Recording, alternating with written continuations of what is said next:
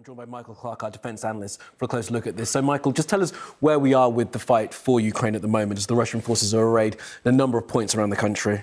Yes, I mean, the Russians began this with what I would call a plan B, which was to do it the way Western forces would have done it, with relatively light forces moving quite quickly from the border to surround key areas and moving quickly on Kiev, get rid of the government, declare themselves a new government, and that was all supposed to be done within 72 hours.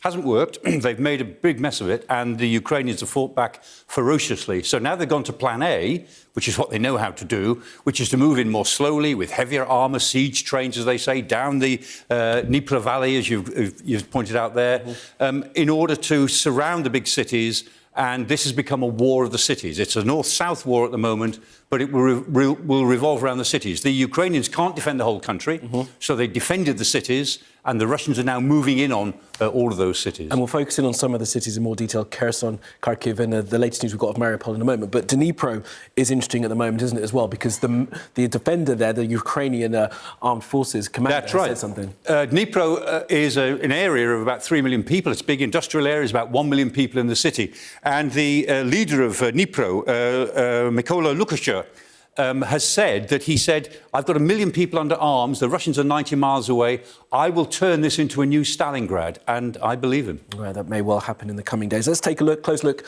at the fight for the south of the country, focusing in on the cities of Kherson, Odessa and Mariupol. Now, let's talk about Kherson to start with. Now, we understand that this city is still being contested by both Russian and, of course, Ukrainian forces, and also Mariupol in recent hours. We've seen the latest from the mayor there saying that the city is coming under heavy bombardment, constant bombardment, and they are running out of water as the Russian forces continue to attack.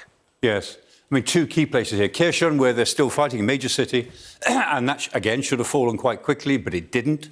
The Russians are clearly trying to create a land corridor between the territories that they held in the Donbass through to Crimea, which was annexed in 2014. Mariupol, right on the edge of the disputed Donbass area, should have fallen within hours. We've been saying that for days now. And according to the Ukrainian government, they are still holding on in Mariupol. I don't know how they're doing it. They're coming under great pressure, but there's some sort of Alamo going on there. At some point, the Russians almost certainly will link up all of this southern area, and then they will start to push north up the Dnieper Valley to unite the north and south of the country, which they hope that they will have taken.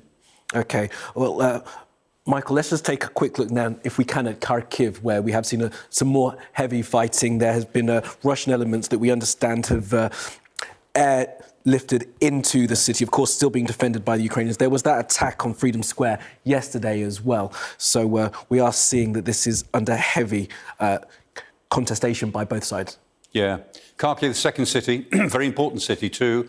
And the Russians look as if they're now adopting their plan A, which is the way they always do these things, which is to surround the city, probably coming at it from the east, airborne drops, we think probably in the west, and they will sit outside the city, bombard the strategic centres as they see them. They won't worry too much about civilian casualties. And then they probably would start to bombard civilian areas in order to break the spirit of the civilians and then just move in. And what happens in Kharkiv in the next 2 or 3 days almost certainly will be what will happen in Kiev probably sometime next week. OK, Michael Clark, for now, thank you very much.